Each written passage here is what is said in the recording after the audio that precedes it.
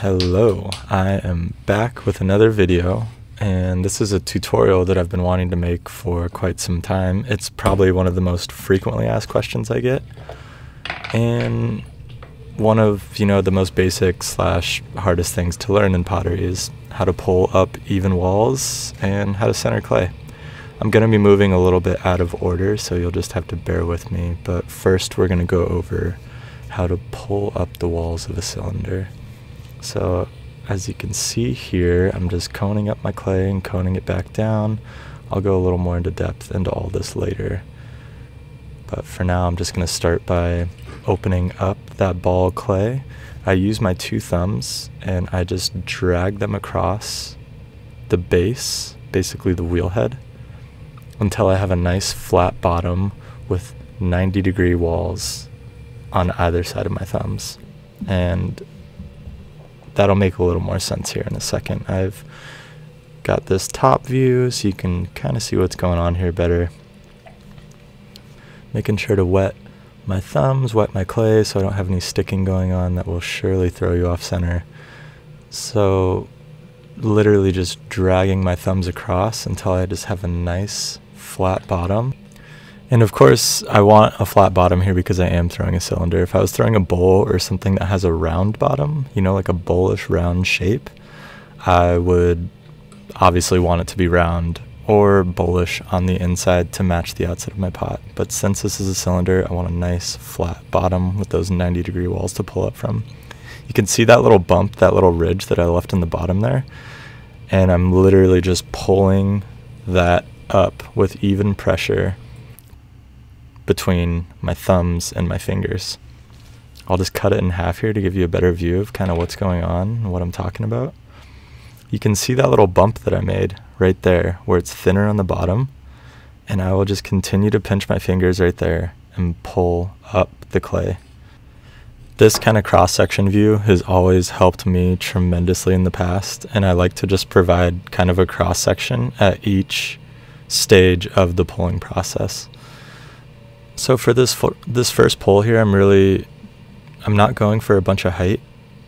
I'm really trying to get the most height out of my second pull. The first one's just to kind of even out your walls, and then I will collar in the clay, because with a cylinder, with a vase, with anything that, basically isn't a bowl, you always want the top of your pot to be going towards the center of your wheel in that cone shape. As soon as your pot starts to flare out at the top, the whole thing's it's all just going to want to go wide. It's going to want to keep going out. So better to keep collaring your clay in and keeping it in that cone shape. So here on this second pull, I'm just going to stop halfway and show you what it's looking like so far in this cross section. You can see that bump, where my fingers were, where I was pinching them together to pull up the pot. And you can just quite literally see the progress of where I was going with this. If I were to continue that pull, I would just keep pinching my fingers together and thinning out those walls, and the clay would just keep growing.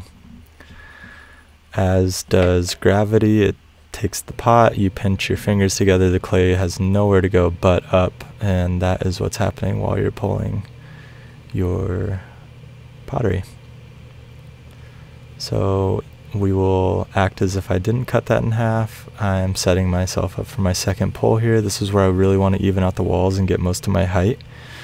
And I'm just moving at a steady pace with the speed of the wheel. I would say I'm on like a medium speed right here, and I'm moving my hands medium fast. I always kind of want those variables to be aligned. And I'll get into some common mistakes that happen after these cross-section examples.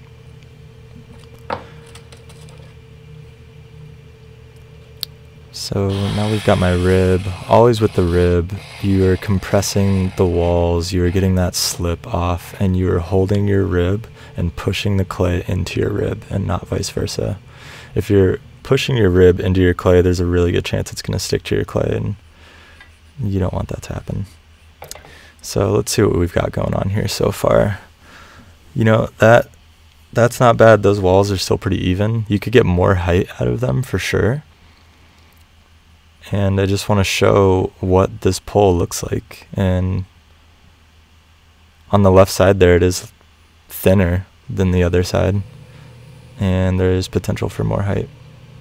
And you can see that here. So this is as if I was doing like a third pole and just getting that much more height out of the pot. I'll take my handy rib and compress the clay and smooth it out and get that nice shape that I'm going for. You can use a rib to shape your clay, especially with like a cylinder. I find it easier to shape without a rib if I'm throwing things that are really round, but cylinders are great for ribs.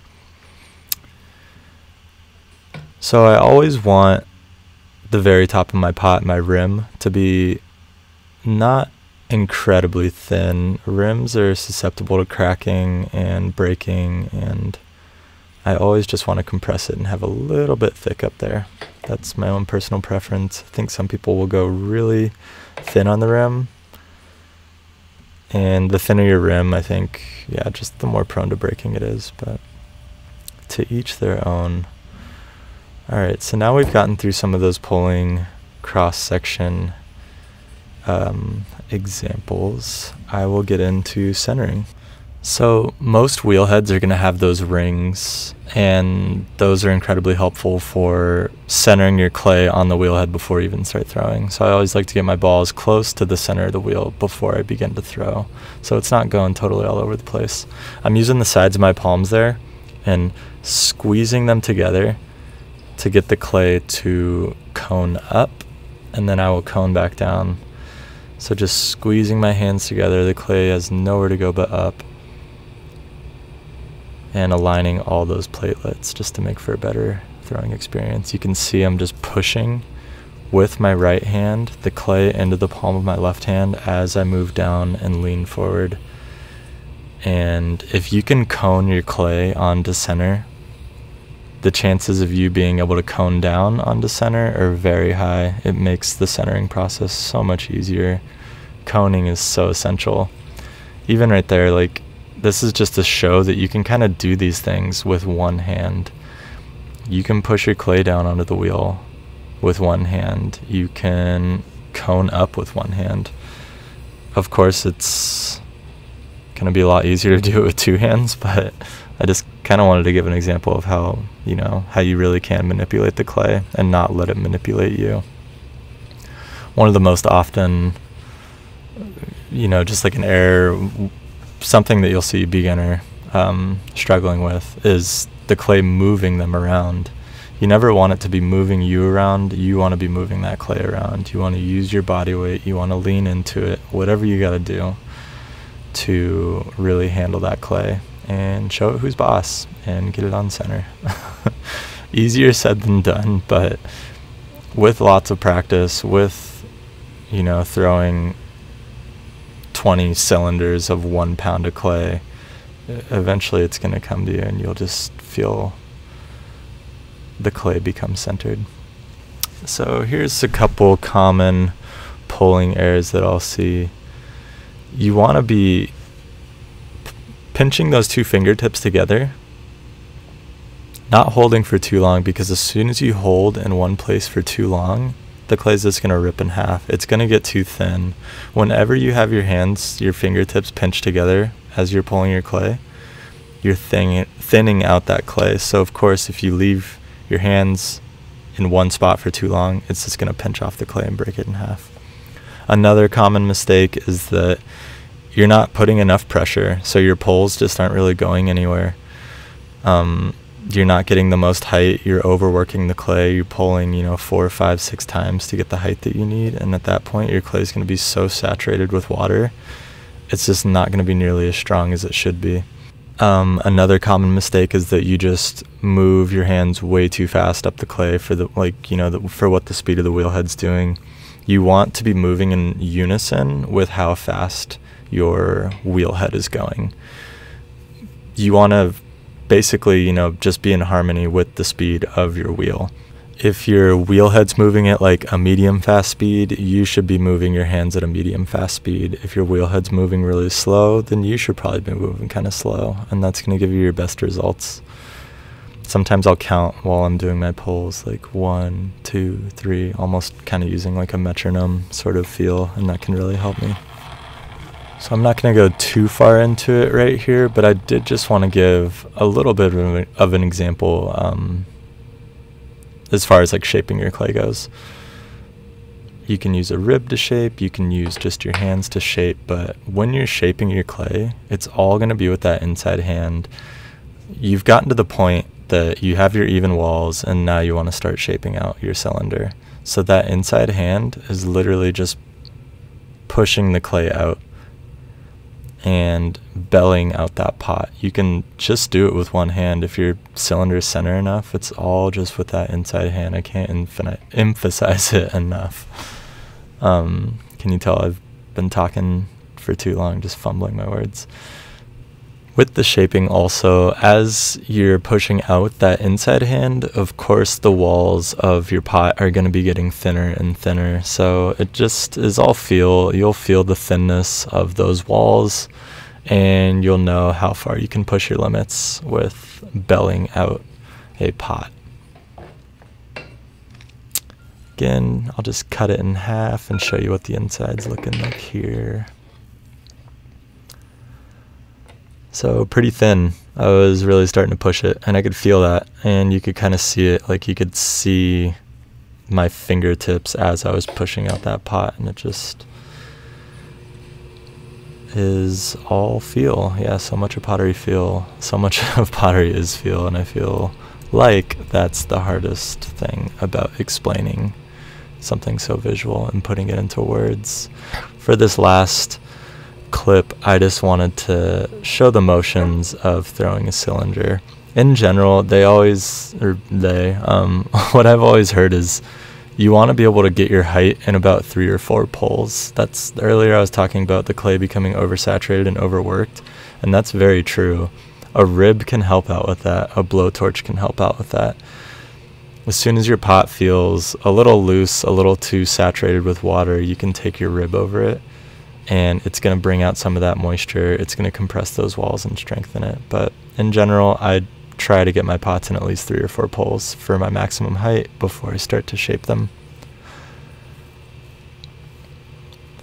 One of my favorite throwing exercises when I was first starting was I would weigh out either a ½ pound or a pound of clay. I would weigh out 20 balls of a ½ pound or a pound, and I would throw them all just in the shape of a cylinder, cut them all in half, see what the walls looked like, see where the majority of the clay was, and just really try to distribute that clay evenly throughout the wall, trying to get my centering down, trying to get my pulling down. That is like, I can't emphasize enough how much of that discipline of weighing out your clay, throwing it, cutting it in half is incredibly helpful. It's the most useful thing you can do, is cut a pot in half and look at the inside and look at the walls of your pot. Often on a lot of videos that I'll make, if I have a failed pot, every single time I'm going to cut it in half because I want to see where the clay is, how well I'm distributing it, if it's too thick, if it's too thin, what the bottom's looking like. It's the best teacher in my experience. It's nice, yeah, to cut a pot in half. It's hard. It's also very nice. I think you get this attachment with your pots, and one of the biggest lessons that I learned early on was to not be too attached to a pot, because you can always wedge it up and remake whatever you're doing. And that's my 2 cents. So again, I cut it kind of funny on that side right there, so it looked kind of strange, but yeah, pretty okay thickness there, and I'm happy with that. You can really see the wonkiness to that other side. Thanks for watching. I hope this was helpful. Please like and subscribe, and I'll be back with another video very soon. Thanks. Bye.